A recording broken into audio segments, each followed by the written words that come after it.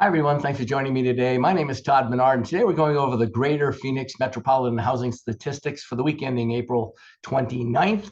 Let's get right into it. 78 days closed on market this past week, a 2.7-month supply. Our absorption rate is at 37.08. Our average list price this past week at $839,625, and our average sale price this past week at $608,693. Our sale price to list price retention is at 97.75. Taking a look at active inventory, first time in a while, but it slipped just a little bit. Active inventory is at 18,084. Pending is at 4653, and our closed units month to date at 6251. New listings this past week, we only took 1,935 listings. That's quite a bit short of where we need to be. That's a 7.9% reduction over last week. Our days on market for active inventory is just under 100 at 99.1 days, and our days on market closed is at 78.2. Take a look at our price ranges in the lower left-hand corner. You'll see that those items in red represent those segments of the market that have declined just a little bit. And again, it'll tell you the percentile of contraction. But to the left of that, we also see the total inventory in each of the categories from 0 to 600,000 currently is representing 62.72% of the entire MLS. That's gone down just a little bit. Our $600 to $1 million category is at 21.75, up just a little bit, and our 1 million and higher pricing has gone down just a little bit to 15.54%. Looking at our spreadsheet where everybody gets to be the expert, in the very middle column in goldenrod, you have 2 years ago, 2022, same week, same reporting week. To the left of that, in salmon, you have 2023, same week, and then to the left of that, you have two white columns, which indicate week over week analysis. Way over on the right-hand side, normally when we do our monthly month ends, you'll see us highlight those and separate those numbers, but that's the last 2 months prior to this month and what the numbers were at the end of the month for those months. So it gives us an opportunity to compare the numbers week over week, month over month, and year over year. So looking at new listings, last week we took 2 weeks ago, we took 2,100 listings. This past week, only 1,935. Good news, if there is any silver lining, is that we only took 1,646 last year. And 2 years ago, we took 2,554. So if we were comparing it really just to what's happening this year versus last year, we're up just a little bit. However, we need to, way over here on the left-hand side is our rules of thumb category. We really need to be about 2,400 units every single week to be able to maintain a proper inventory level. Taking a look at the active inventory of 18,084, that is comprised of 769 coming soon properties, 13,869 single-family non-distressed, 2,674 new home properties. Now, that's obviously not the entire new home inventory. That's just those that are either spec homes, inventory homes, move-in ready homes, or properties that the builder is interested in hiring a realtor to promote in the MLS system. 18,007 is our non-distressed inventory. That makes up a total of 99.6% of the entire inventory, which basically means as far as defaulted inventory, it's less than half of 1%. Looking at pending, we use pending to identify how many buyers are in the marketplace. So the listing, if listings are above 2,000, above 2,400, that means that there's confidence in the sellers are going to sell their home and they probably have a destination, a place that they need to go. Certainly, a lot of times people are forced to sell because of either financial reasons or life events, things like newborns, job relocation, things of that nature. But pending usually is how many buyers are in the marketplace. And what it really means is how many properties are in escrow at any one time. This past week was 4,653. The week before was at 4,599. A year ago, as you can see, was 4,721. So we're just a little bit behind how many people we had in the buying market the same period last year.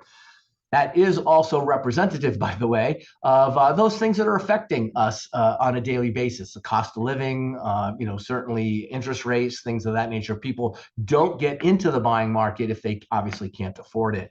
But again, sometimes there are misnomers or myths, or someone's been told at one particular point that they don't qualify for a home and they think that they still don't qualify, or they had a bankruptcy and it's not been 7 years. All those things are manageable. Contact a real estate lending institution, a mortgage lending institution, for you to be able to find out the truth at least put your toe back in the water. Let's see exactly what you need to do between now and when you can buy a home. Taking a look at the closed inventory, month to date, we're at 62.58. Last year, we were at 66.81, so we're about 6% off. And that's not bad. We want to be in single digits if we're going to be off. We certainly don't want to go over 10% off. But again, if we look at 2 years ago, we were as high as 9,200 properties closed at the end of the month. And we still have a couple of days left to go. So usually the last couple of days of the month and the first of the new month, there's a ton of properties closing that really end up with the final numbers. And that's why we usually wash our numbers about a week or 10 days after the actual close of escrow, prior to me reporting to you what those month-end numbers are. Taking a look at the month's supply, again, 2.7, the rule of thumb is somewhere between 2.5 to 3 months supply. That's where you have sellers that are still willing to sell, buyers that are still interested in getting into the marketplace. And again, last year, it was 1.95%. So there were very few properties, much fewer properties available, less than 2 months supply. But look at that, 2 years ago, it was not even a month's supply. So is there a silver lining? Yes, there's property available for people if you do want to purchase a home. It is available out there. Taking a look at the average prices, I like the median price down here at the bottom because it really tells us, where's the middle of the entire MLS inventory, and that's what median basically is. If you have 11 numbers, number 6 is the middle. But in this particular case, it's 450,000. That's down 40. What is that? $4,900 over the prior reporting period. So again, it's not continuously building upon itself. Yes, prices are expensive, but they're not out of hand. It's just the fact that the cost of living and inflation has caused everything else to be expensive, and that puts limits on the ability for us to save money for down payment. So there are some things that are coming up in the marketplace you want to keep your ear abreast of from a buyer's perspective. It looks like maybe about the July market, we will end up having to have a buyer. If a buyer wants to use a realtor to help them purchase a home, they are going to have to sign a buyer-broker employment agreement. That was based on a new National Association of Realtor and Department of Justice lawsuit that just was settled. And so these are some of the things that are coming from it. Our listing contracts are going to change. Our buyer-broker contracts are going to change, and there should be some new type of substantive policy or an adjustment to the state law as it relates to buyer having to have a contract to be represented moving forward as of mid-July. So keep your ears, every single week, which I do my market stats. Please come listen to, or if it's month to month. But whether you're a consumer or a realtor, stay tuned, stay abreast, continue to watch my stuff. I'll keep you updated on what's going on.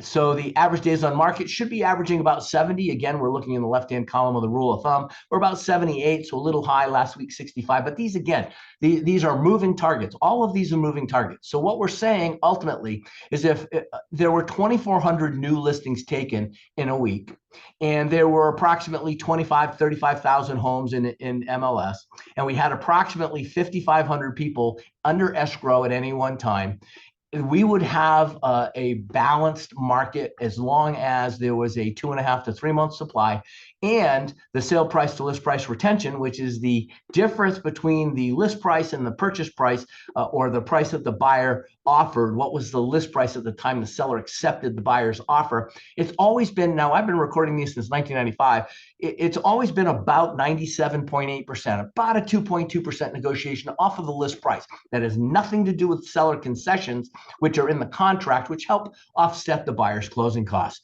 That is also going to be coming up as a terminology moving forward, only because without a cooperating buyer broker compensation being offered in the multiple listing system, which is no longer available to do, a buyer is responsible for the entire cost of their representation. Now, we know on VA loans, as it is right now, a buyer can't pay their own representation fee if they're obtaining a VA loan, if they're a veteran or someone who can qualify for a veteran loan. So these are some things that are all in the moving pieces of the puzzle that's happening right now. Is it a good thing? Well, we'll have to see. But certainly enough sellers think it is. Buyers are really the ones being burdened by having to pay their representation costs and having no offset. So there will have to be stronger negotiations with a realtor realtor to realtor to be able to help offset those in the form of concessions moving forward. But again, we'll provide you with all that data on the month-to-month closings as we get closer to mid-July.